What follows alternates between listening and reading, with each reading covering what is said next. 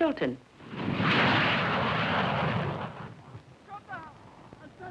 The United States has a stake in Africa that extends from the plains of Marrakesh to the shores of Tripoli. American technicians are helping new governments to walk, new citizens to read, swamping Africa with training manuals on everything from malaria control to copper smelting.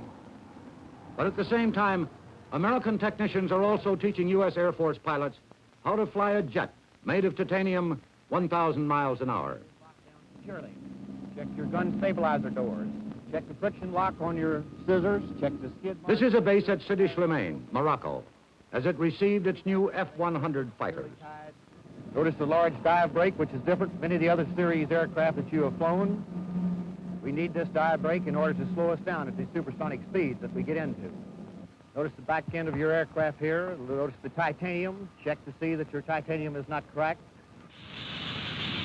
President Eisenhower recently indicated that until we perfected the B-52 and developed the intercontinental missile, the B-47 jet bombers would be our chief method of massive retaliation.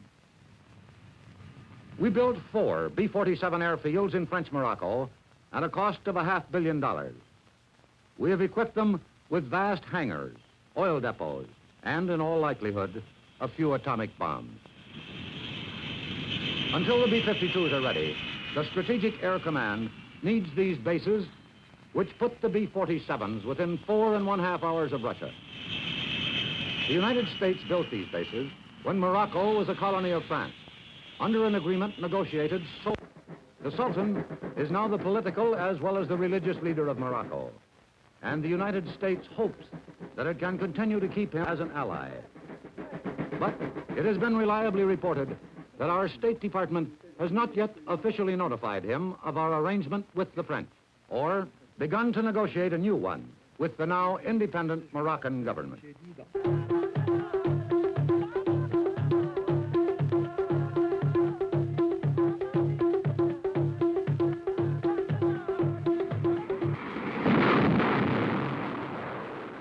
There are also guided missiles over Africa.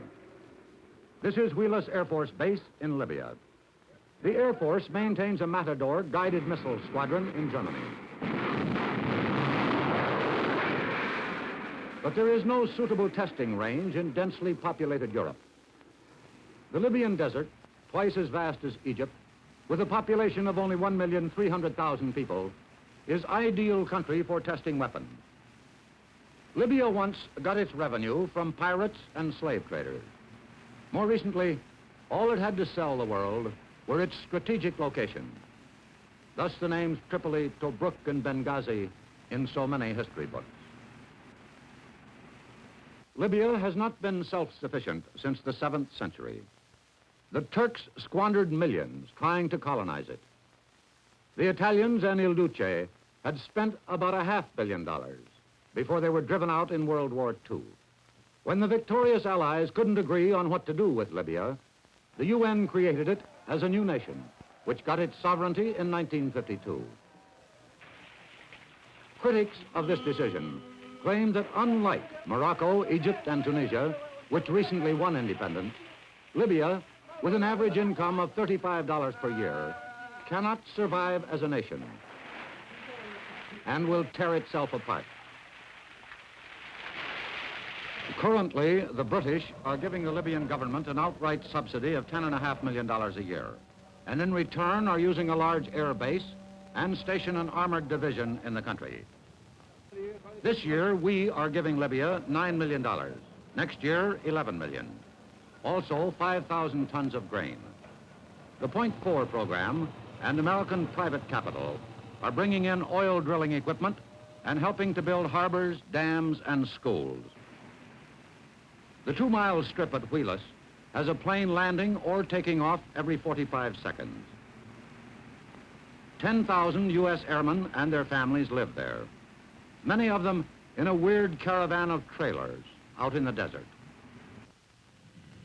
Wheelus Air Force Base, employing thousands of Libyans, plus the weekly American payroll, is the core of Libya's economy. We interviewed Prime Minister Ben Halim at his office in Tripoli. Mr. Prime Minister, what has been the effect of this huge air base on the economy of Libya? Well, many thousands of Libyans are being used there, are working there. Many hundreds are being trained there. The effect of the base on the economic side is also tremendous. Many millions of dollars are being spent each year in Tripoli. Workers who are employed on the base are trained, and this adds to the skill in my country. Also, they go there in the base and they see a better standard of living, and this gives them new ideas. They try to achieve those standards, and it gives them more hope.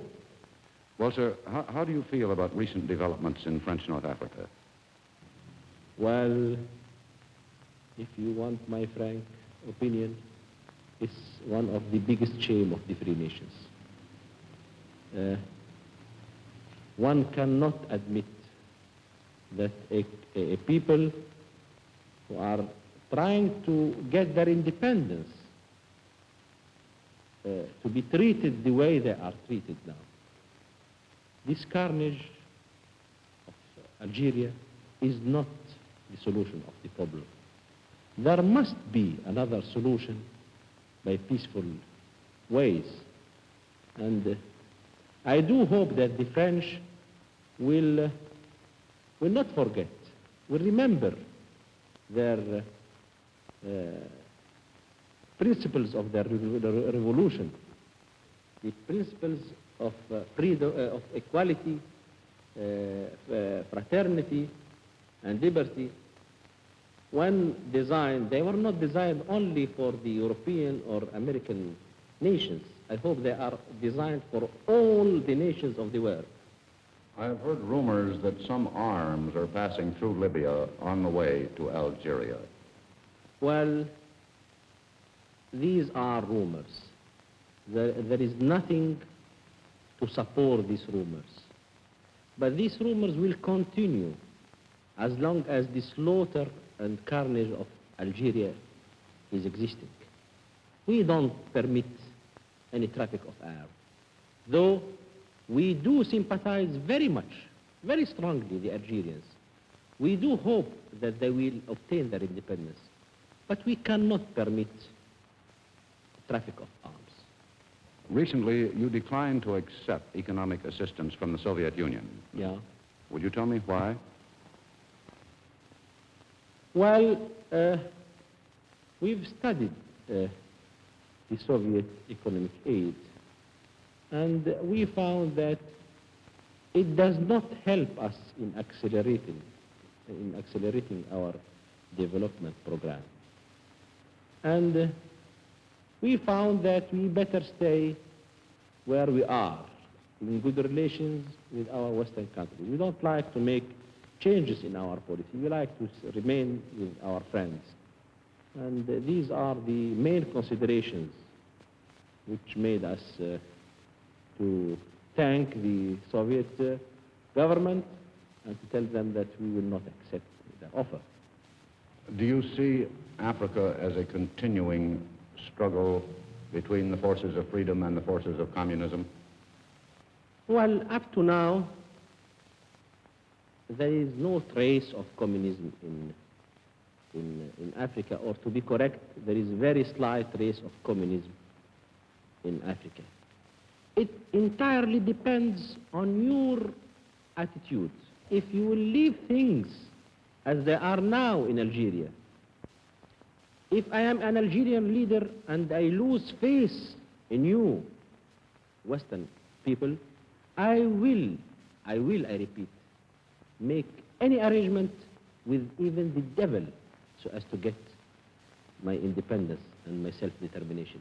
And most probably this devil will be communism. We began the first of these 2 one-hour reports on Africa by stating that the most powerful and explosive word in Africa was freedom. We would conclude tonight's report by briefly summing up the opinions of 6 African leaders on the state of freedom. First, Nkrumah of the Gold Coast.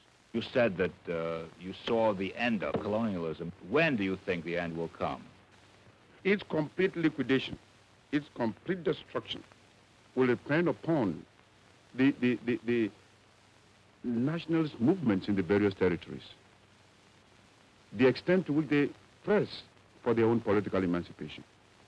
And I don't think anybody can do it for them. They have to do it themselves. President Tubman of Liberia. When do you think all Africa will be free? That's as hard to predict, as difficult to predict, as it is to tell when will be Judgment Day. Michael Blundell of Kenya. In my view, the most outstanding thing about America when you go there is everybody is an American first, and he puts his background second. Well, that's what I want to achieve here. I want to make every African, every Asian, every European feel eventually that Kenya comes first, and their origin second. Lord Malvern of Rhodesia. The people who would advance the African too rapidly and treat them rather like a performing animal are just as dangerous as those who would try to keep them back. To understand that, you must realize that 65 years ago, hardly any of them had ever seen a European. They had no written language. They didn't know the use of a wheel. They have made enormous strides since the European came here, and now they've got to the stage and which is essential to give them some representation in the governing body. No other policy, to my mind, can succeed. You could keep them down by force for a period, but that could be no permanent solution and would ultimately lead to the expulsion of the Europeans themselves. Father Trevor Huddleston, the Anglican minister whose church recalled him from South Africa in the midst of one of freedom's darkest hours. But even Father Huddleston sees signs of hope. On the great South African Day, the Day of the Covenant as it's called out here, when generally the ministers of the government tend to make rather arrogant speeches about the white race and so on, this year, for the first time, the whole tone of those speeches, and in fact the substance of them too, was very different. From the Prime Minister downwards, they were concerned with relationships with the emerging self-governing territories of Africa, the Gold Coast, Nigeria, and the like. And in fact, the Minister of External Affairs took the trouble to announce that he was creating a special Department of State to deal with these African territories. Now, that may not sound very exciting, but it is tremendously significant, really. It means that the Union of South Africa is beginning to realize that she is completely isolated from the whole of the continent of Africa, and that unless she gets on terms with these states, things are going to be pretty bad. But when you recognize that there are 200 million Africans on the continent of Africa and only 2.5 million white Europeans in South Africa, I think that's a cause for hope. That is the end of See It Now's second report on Africa.